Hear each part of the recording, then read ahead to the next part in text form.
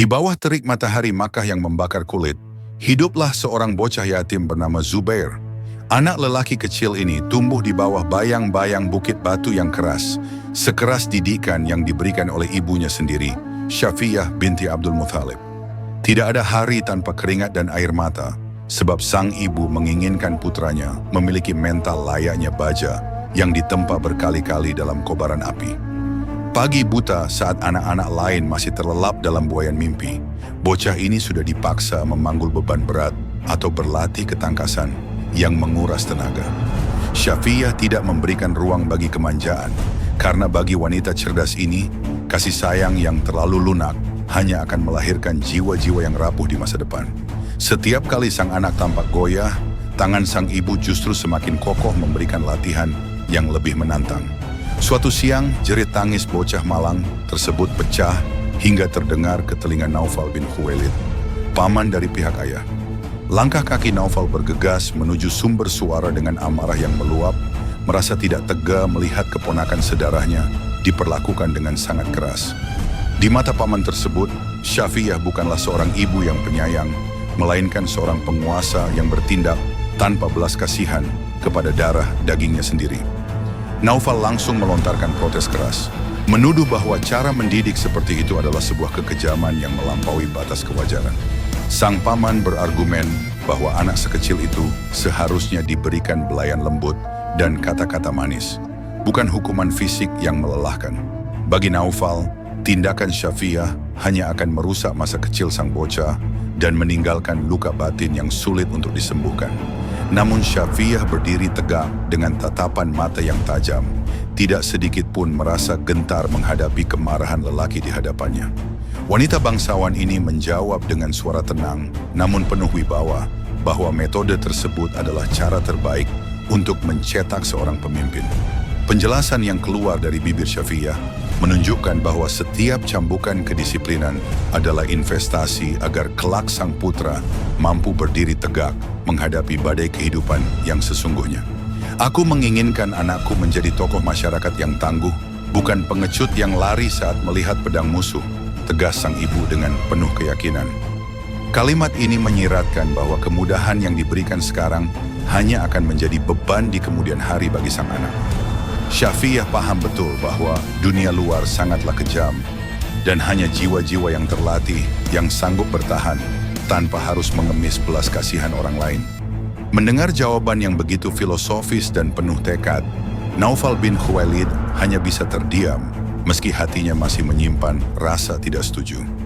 Sang paman akhirnya pergi meninggalkan kediaman tersebut dengan perasaan dongkol, menganggap bahwa ibu dan anak itu memiliki jalan hidup yang berbeda dari orang kebanyakan. Sementara itu, lingkungan sekitar mulai memandang rumah Syafiyah sebagai tempat di mana ksatria masa depan sedang dibentuk dengan penuh rahasia.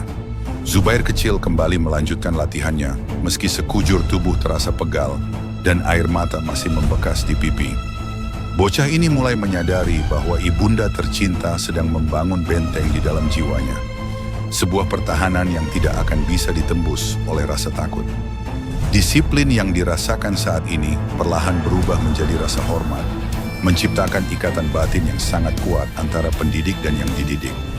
Dongeng kehidupan ini mengajarkan bahwa sikap manja seringkali menjadi musuh tersembunyi bagi kesuksesan seorang manusia. Syafiyah telah meletakkan fondasi utama, bahwa arogansi hanya dimiliki oleh mereka yang merasa hebat tanpa perjuangan, sedangkan kekuatan sejati lahir dari kepatuhan dan kerja keras. Di balik setiap hukuman yang diterima, ada doa panjang sang ibu yang menginginkan putranya menjadi pelindung bagi kaum yang lemah. Babak awal kehidupan sang satria ini pun ditutup dengan gambaran seorang pemuda kecil yang mulai berdiri tegak menantang cakrawala Makkah. Matahari boleh saja membakar bumi, namun api semangat di dada Zubair jauh lebih panas berkat tempaan tangan sang ibu. Pelajaran berharga telah tertanam. Jangan pernah menjadi sombong dengan keberhasilan, namun jangan pula menjadi lemah karena tantangan. Sebab Allah selalu menyertai langkah orang-orang yang bersabar dalam kedisiplinan. Waktu terus bergulir hingga bocah kecil itu bertransformasi menjadi seorang remaja berusia 15 tahun dengan tubuh tegap dan sorot mata yang teduh namun tajam. Di tengah hiruk-pikuk kota Makkah yang penuh dengan penyembahan berhala, secercah cahaya kebenaran mulai menyapa sanubari melalui lisan mulia Abu Bakar As-Siddiq. Tanpa ada keraguan sedikit pun, pemuda berbakat ini menjemput hidayah tersebut dan bersimpuh di hadapan Rasulullah untuk menyatakan sumpah setia kepada Allah yang Maha Esa. Keputusan besar tersebut seketika mengubah arah angin dalam kehidupan sang ksatria muda, menciptakan guncangan hebat di tengah keluarga besarnya. Naufal bin Khuwailid, paman yang dahulu sempat menaruh iba karena kerasnya didikan sang ibu, kini justru berbalik menjadi sosok yang paling buas dan penuh kebencian. Cinta kekeluargaan yang selama ini terjalin seolah menguap begitu saja, berganti dengan ambisi buta untuk mengembalikan keponakannya ke jalan kesesatan nenek moyang.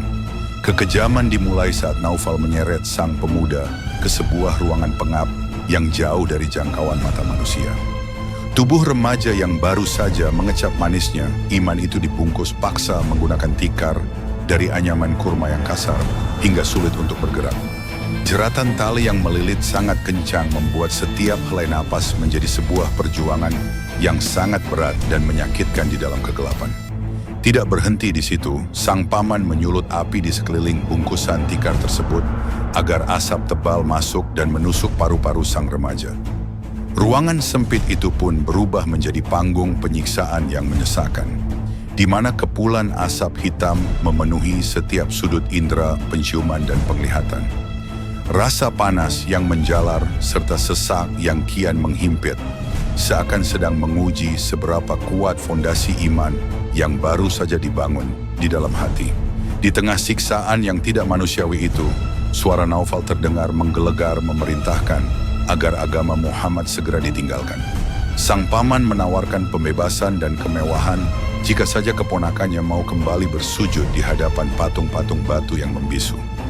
Pertarungan batin yang hebat terjadi antara keinginan naluriah untuk selamat secara fisik atau mempertahankan keyakinan suci yang telah menerangi jiwa.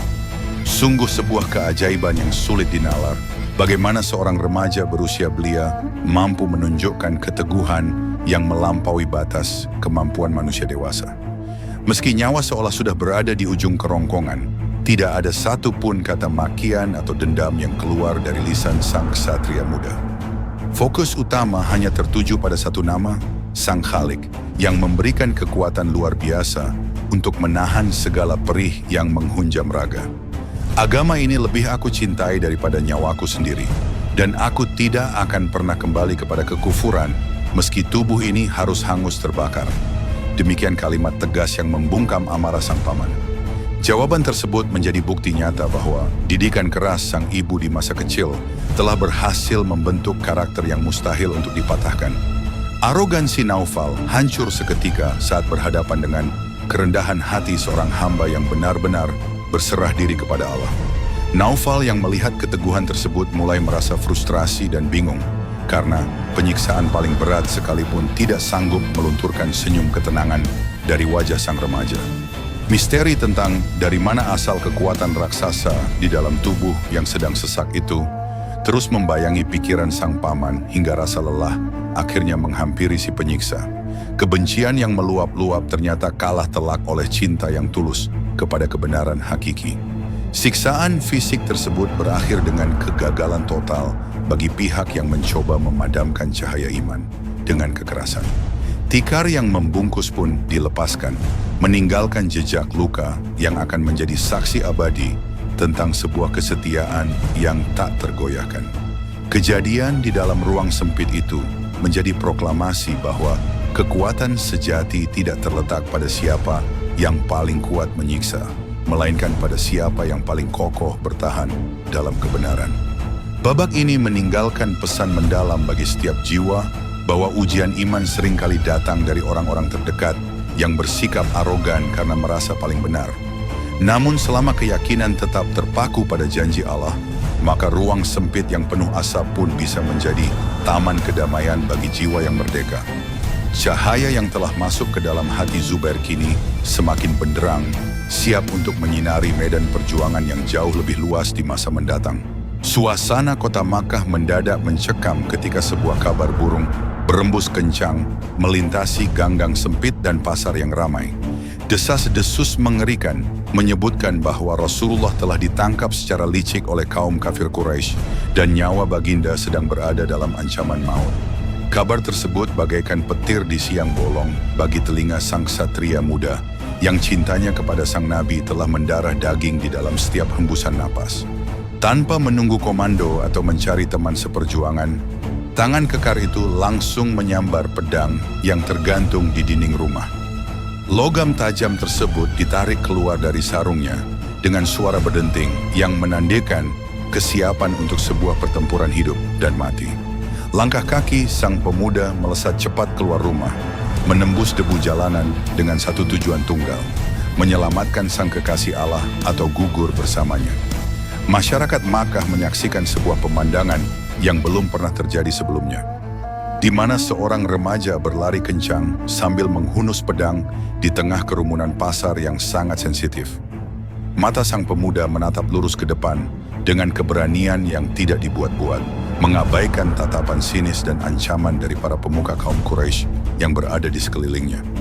Aksi berani ini bukanlah sebuah pertunjukan kekuatan atau upaya mencari ketenaran, melainkan luapan murni dari rasa khawatir yang tak tertahankan. Pedang pertama yang terhunus di jalan Allah itu membelah kerumunan, memicu ketegangan di setiap sudut kota yang dilalui. Tidak ada sedikit pun keraguan atau keinginan untuk bersikap arogan di wajah sang pembela, sebab yang ada di dalam pikiran hanyalah keselamatan sang guru mulia. Keberanian tersebut lahir dari kerendahan hati seorang murid yang merasa tidak memiliki arti apapun jika cahaya kenabian harus padam di tangan orang-orang zalim. Langkah kaki itu akhirnya berhenti tepat di depan pintu rumah Rasulullah dengan napas yang memburu dan keringat yang bercucuran. Tangan yang masih menggenggam senjata tersebut gemetar bukan karena rasa takut, melainkan karena gejolak emosi yang sangat hebat menanti kepastian di balik pintu kayu itu.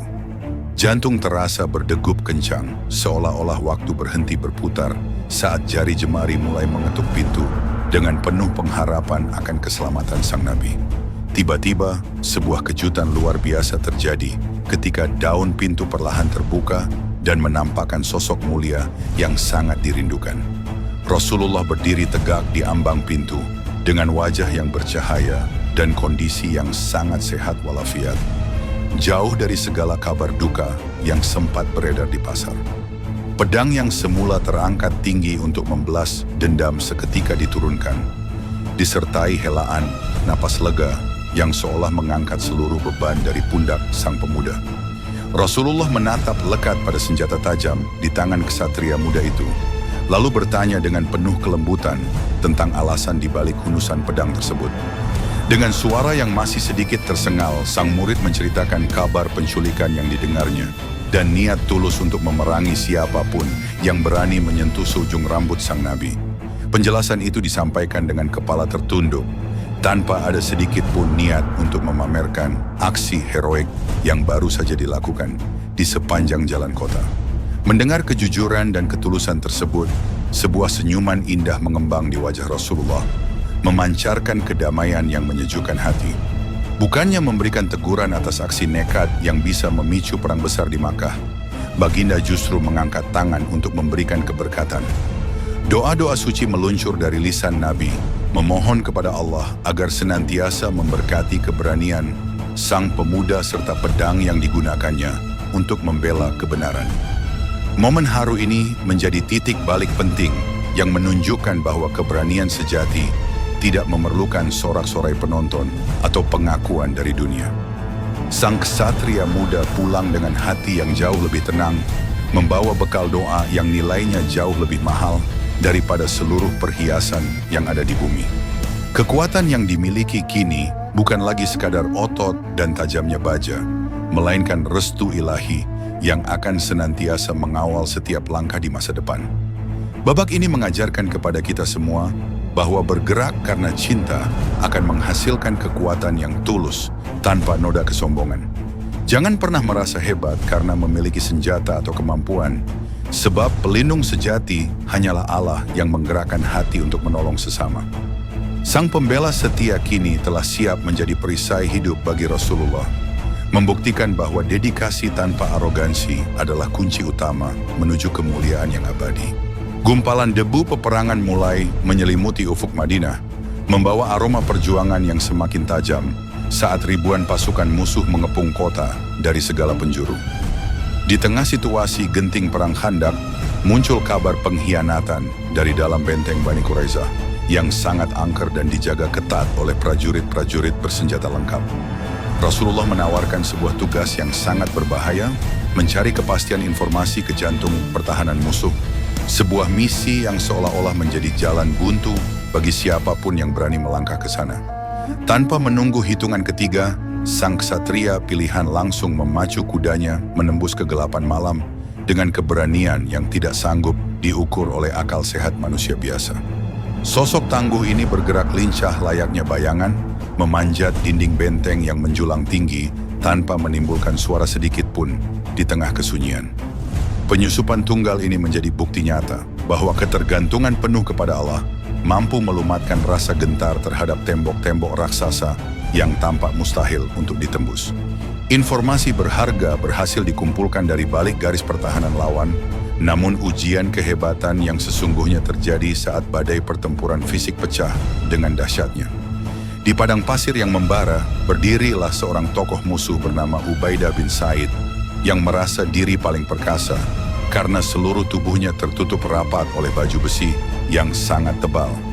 Kesombongan terpancar dari balik topeng baja tersebut, seolah menantang takdir bahwa tidak ada satupun senjata di muka bumi yang mampu melukai kulit di balik perlengkapan mewah itu. Ubaidah terus mengayunkan pedang panjangnya dengan penuh arogansi, menebar teror kepada siapa saja yang berani mendekat sambil sesumbar tentang ketidakterkalahannya. Sementara itu, sang pembela Nabi berdiri dengan sangat tenang, tanpa sedikit pun tergiur untuk membalas teriakan sombong tersebut dengan kata-kata yang serupa. Fokus utama bukanlah pada besarnya otot atau kuatnya perlindungan lahiriah, melainkan pada ketajaman mata hati yang senantiasa memohon petunjuk dari Sang Maha Melihat. Dalam sebuah gerakan yang sangat cepat dan tak terduga, sang ksatria meloncat tinggi seolah sedang terbang menentang gravitasi bumi. Mata tajam itu menangkap sebuah celah kecil, hanya seukuran karet sambungan di antara kedua mata musuh, satu-satunya titik lemah di balik benteng besi yang membungkus raga Ubaidah. Kecepatan reaksi ini meninggalkan misteri besar bagi siapapun yang menyaksikan bagaimana mungkin sebuah celah sekecil itu bisa ditemukan dan dibidik dengan akurasi sempurna dalam hitungan detik yang sangat singkat. Tombak di tangan langsung melesat lurus menuju titik vital tersebut, menembus kesombongan yang selama ini diagung-agungkan oleh sang pemilik baju besi. Ubaidah tumbang seketika, membuktikan bahwa perlengkapan perang paling mutakhir sekalipun tidak akan mampu menyelamatkan seseorang jika keangkuhan telah menutupi hatinya. Kematian sang raksasa baja ini menjadi pelajaran pahit bahwa kekuatan materi adalah fata morgana yang akan sirna saat berhadapan dengan hamba yang berserah diri sepenuhnya. Keberhasilan menumbangkan musuh yang dianggap mustahil, dikalahkan ini tidak lantas membuat dada sang ksatria membusung karena bangga. Senjata kembali dibersihkan dengan sikap rendah hati, seolah-olah kemenangan tersebut hanyalah sebuah tugas biasa yang ditunaikan demi memenuhi perintah sang Nabi. Arogansi musuh yang hancur berkeping-keping menjadi kontras yang sangat indah dengan ketenangan jiwa sang pembela yang tidak merasa memiliki andil atas kehebatannya sendiri. Para ulama dan ksatria lain yang melihat peristiwa itu hanya bisa berdecak kagum atas peran luar biasa yang dimainkan oleh sosok Hawari ini. Kemenangan dalam setiap pertempuran besar, mulai dari Badar hingga peperangan benteng, selalu melibatkan jejak-jejak keberanian yang tidak masuk akal dari sang ksatria bersorban kuning. Kekuatan misterius yang menggerakkan tangan tersebut diyakini oleh banyak orang sebagai bantuan langsung dari tentara langit yang turun karena ketulusan niat. Kisah ini menanamkan pesan yang sangat kuat bahwa jangan pernah merasa hebat hanya karena memiliki perlindungan yang kuat atau kedudukan yang tinggi di mata manusia. Allah selalu bersama mereka yang bergerak dengan tenang, menjauhi sifat pamer kekuatan, dan meletakkan seluruh tawakal di atas pundak keyakinan. Satu serangan yang tepat sasaran lebih berharga daripada 1000 gertakan kosong yang dibungkus oleh baju besi yang berkilauan. Babak puncak kehebatan ini ditutup dengan senyum syukur yang tulus di balik wajah yang penuh debu peperangan. Benteng yang mustahil telah ditembus dan musuh yang arogan telah tersungkur ke bumi, meninggalkan catatan sejarah tentang betapa kecilnya kekuatan manusia di hadapan kuasa Allah. Sang Ksatria tetaplah menjadi hamba yang sederhana, bersiap untuk misi berikutnya, tanpa pernah merasa paling berjasa atas keselamatan umat manusia. Waktu terus berjalan menghantarkan sang Ksatria pada babak baru kehidupan, di mana tanggung jawab bukan lagi sekadar di ujung pedang, melainkan pada pembentukan jiwa buah hatinya. Abdullah, putra sulung yang baru saja menginjak usia 10 tahun, mulai diajarkan tentang arti kehidupan melalui kacamata perjuangan yang nyata. Tidak ada kasih sayang yang dibungkus dengan kemanjaan berlebih, karena sang ayah memahami bahwa warisan paling berharga bukanlah tumpukan emas, melainkan keteguhan iman yang tahan banting. Puncak dari didikan ini terjadi ketika genderang perang kembali bertalu, memanggil para pembela kebenaran untuk maju ke garis depan. Secara mengejutkan, sang ayah mengangkat tubuh mungil Abdullah dan mendudukkannya di atas pelana kuda yang sama, tepat di barisan pasukan yang siap menerjang maut. Pemandangan ini mengundang desis kekhawatiran dari banyak pasang mata yang melihat seolah-olah membawa anak sekecil itu ke kancah peperangan adalah sebuah tindakan yang terlampau berisiko. Rasa cemas menyelimuti hati para orang tua di sekitar, membayangkan betapa ngerinya kilatan pedang dan gemuruh pasukan bagi jiwa seorang bocah yang seharusnya masih asyik bermain. Namun sang ksatria tetap tenang dengan kendali kuda di tangan, seolah sedang menunjukkan bahwa perlindungan terbaik bagi seorang anak bukanlah dengan menyembunyikannya dari badai, melainkan dengan mengajarkannya cara menunggangi badai tersebut.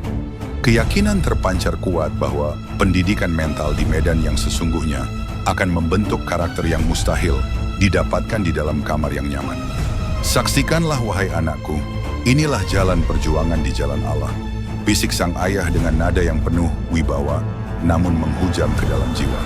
Kalimat tersebut bukan bertujuan untuk menanamkan kebencian, melainkan untuk memperlihatkan bahwa ada sesuatu yang jauh lebih besar daripada sekadar rasa takut akan kematian.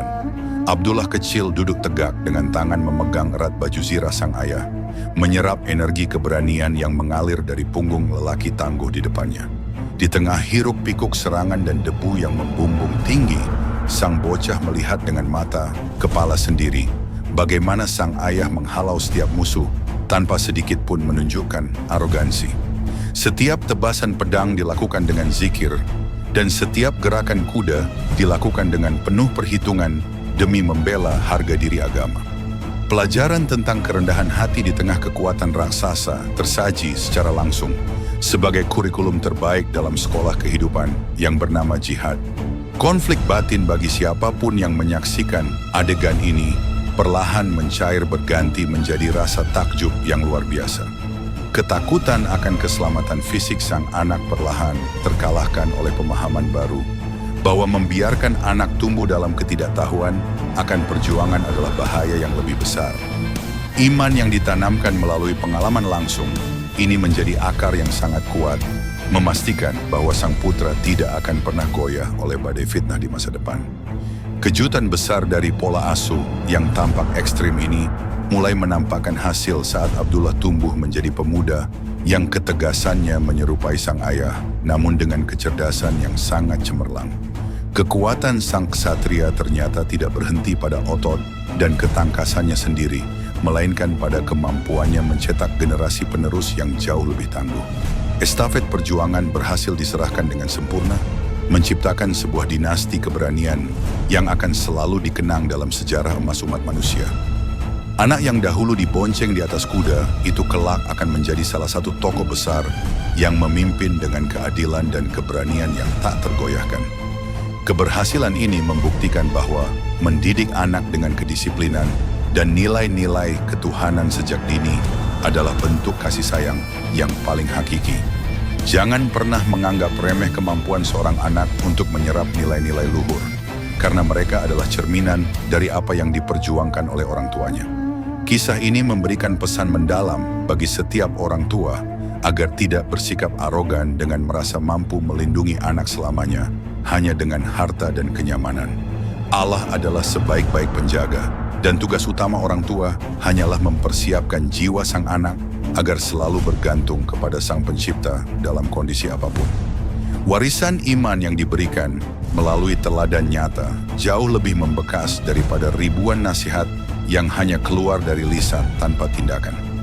Babak kelima ini ditutup dengan pemandangan ayah dan anak yang pulang dari medan laga dengan kepala tegak, namun hati yang tetap merunduk kepada Allah.